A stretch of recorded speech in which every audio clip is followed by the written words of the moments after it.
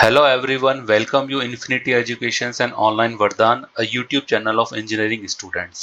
मैं हेमंत जैन आज काफ़ी लंबे वक्त के बाद आपके लिए एक इम्पोर्टेंट जानकारी लेके आया हूँ।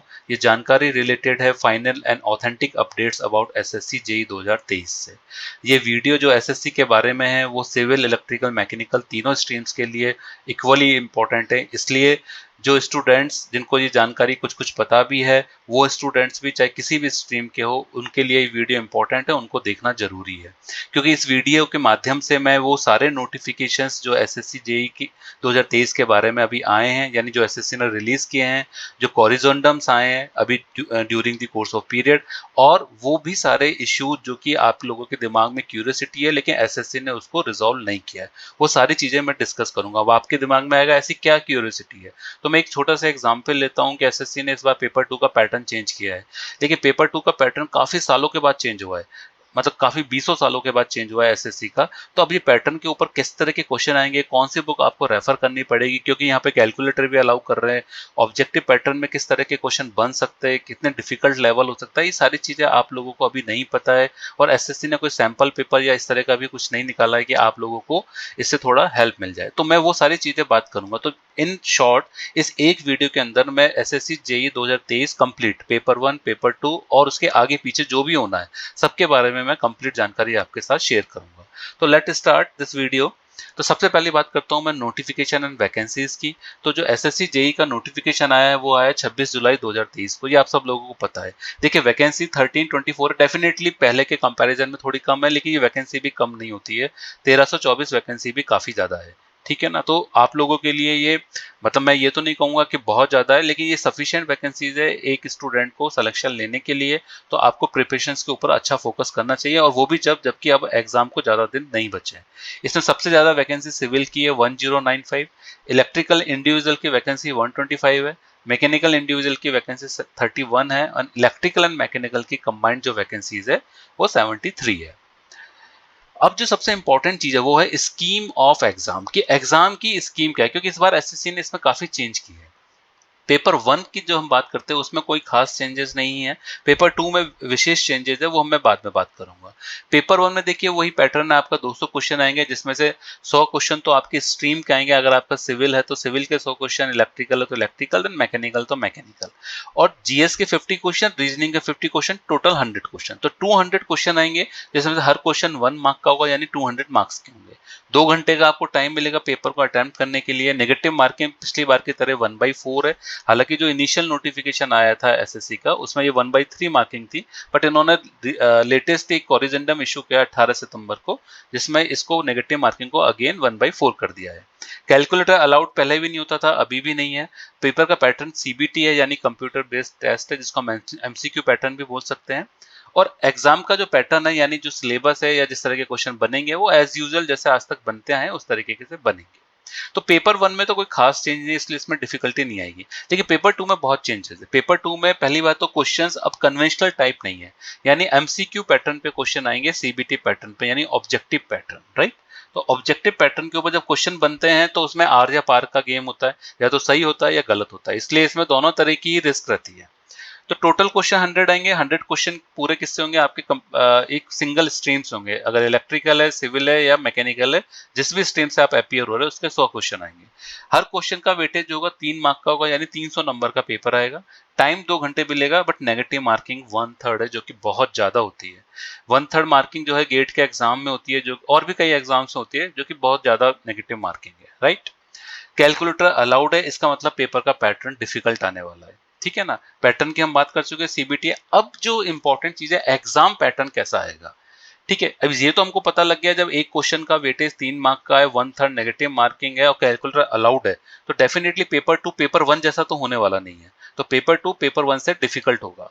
अब डिफिकल्ट कितना होगा वो मैं चीज आपसे बात बता सकता हूँ। देखिए, इसका लेवल एसएससी से तो ज्यादा होने वाला है, जो एसएससी के यूजुअल पेपर 1 आज तक आते आए हैं।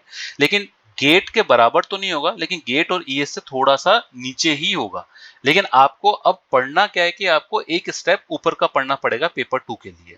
यानी आप जब पेपर 1 क्वालिफाई करेंगे, और इनफैक्ट मैं तो ये कहता हूं कि पेपर 1 पेपर 2 में ज्यादा टाइम नहीं है, तो आपको जितना भी तैयारी करनी है वो पहले से स्टार्ट कर देनी चाहिए थी और आपने करी भी होगी।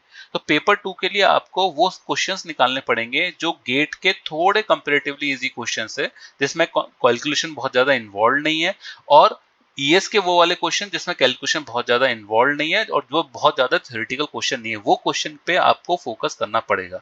ये बहुत ज्यादा जरूरी चीज है, क्योंकि अगर आप पेपर 1 को ही करके जाएंगे तो पेपर 2 में आपके मार्क्स नहीं आ पाएंगे। तो पेपर 2 में मार्क्स लाने के लिए आपको पेपर 1 की जो पढ़ाई आप करते थे उससे एक लेवल ऊपर जाना पड़ेगा, और कन्वेंशनल को तो आप बिल्कुल भूल जाइए, ठीक है ना, वो तो हमको करना ही नहीं है एसएससी के लिए। तो ये जो है एग्जाम का जो पैटर्न आने वाला है, जो क्वेश्चंस का पैटर्न आने वाला है, वो डेफिनेटली एक लेवल ऊपर आएगा, 2 लेवल भी ऊपर हो सकता है। इसकी वजह से कट ऑफ पे भी बहुत इम्पैक्ट पड़ेगा, वो मैं आपको आगे बताऊंगा कि कट ऑफ पे क्या इम्पैक्ट पड़ेगा, राइट। अब एग्जाम डेट से बात कर लेते हैं। एग्जाम जो पेपर 1 का है वो 3 डेट के दिया है, 9, 10, 11 अक्टूबर में, और पेपर 2 का एग्जाम है 4 दिसंबर। देखिए बहुत ज्यादा टाइम नहीं है, हार्डली पौने 2 महीने का डिफरेंस है। तो आपको तैयारी पहले से शुरू कर देनी चाहिए थी पेपर 2 की भी, लेकिन खैर जो वक्त चला गया जो चला गया, लेकिन पेपर 1 के बाद आपको डे 1 से लगना पड़ेगा पेपर 2 की प्रिपरेशन में। और उससे पहले मैं एक वीडियो के थ्रू आपके साथ ये भी शेयर करूंगा किस किस तरह के क्वेश्चन पढ़े। हालांकि मैंने ब्रीफली बता तो दिया है आपको कि आपको गेट एसएससी ईएस के लेवल पे जाना पड़ेगा, लेकिन एग्जैक्टली उस लेवल को टच नहीं करना है, उससे थोड़ा सा नीचे रहना है। तो वो मैं आपके साथ शेयर करूंगा अलग से, ठीक है। अब पेपर 1 एंड पेपर 2 दोनों ही मल्टीपल शिफ्ट में हो सकते हैं। हालांकि पेपर 2 के लिए तो शिफ्ट आपके पास हार्डली 2 या 3 शिफ्ट में हो सकता है, क्योंकि एक ही दिन फिक्स है। और पेपर 1 जो 3 दिन है वो हो सकता है कि उसके 3 से ज्यादा पेपर हो, यानी 6 पेपर भी हो सकते हैं, 5 भी हो सकते हैं, या 6 से ज्यादा भी हो सकते हैं, अगर 3 शिफ्ट में एक दिन में पेपर हो रहा है तो, ठीक है।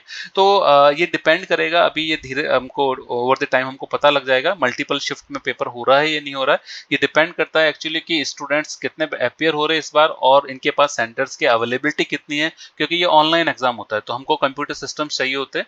तो उसके हिसाब से ये डेट्स डिसाइड होती है, ठीक है, या नंबर ऑफ शिफ्ट डिसाइड होती है कि कितनी शिफ्ट के अंदर एग्जाम होगा। लेकिन पेपर 2 में कंपेरेटिवली कम स्टूडेंट्स ही आएंगे, तो हो सकता है कि वो एक ही शिफ्ट में हो जाए, ठीक है ना। अब कुछ इंपॉर्टेंट हाइलाइट्स है जो आप लोगों को पता होना चाहिए। देखिए इस बार अप्रोक्सीमेटली 6.5 से 7.5 लाख स्टूडेंट की एप्लीकेशंस आई है, यानी इसके अगर आप 20% स्टूडेंट हटा दें तो करीब 5-1 लाख स्टूडेंट अपियर होंगे एग्जाम के अंदर, क्योंकि 20-25% स्टूडेंट तो वो होते हैं जो एग्जाम में बैठते ही नहीं है, ठीक है ना।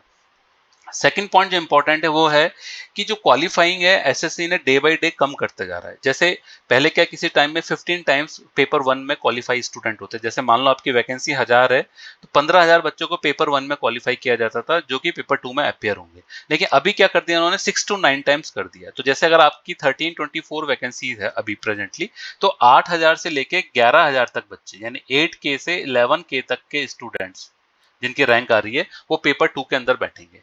यानी 8000 से 11000 स्टूडेंट्स टोटल पेपर 2 में बैठेंगे, ठीक है। और पेपर 2 में जो क्वालिफाई करेंगे student 2 to 2.5 times of total vacancies, ठीक है ना।